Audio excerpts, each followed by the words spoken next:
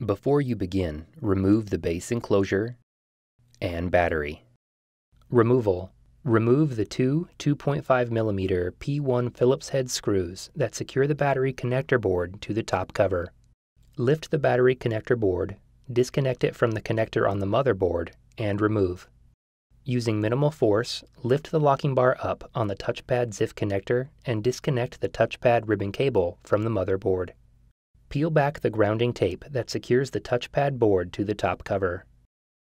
Remove the 6 2.5mm P1 Phillips broadhead screws that secure the touchpad board to the top cover.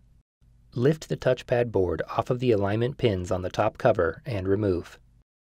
Reverse this procedure to install the touchpad board.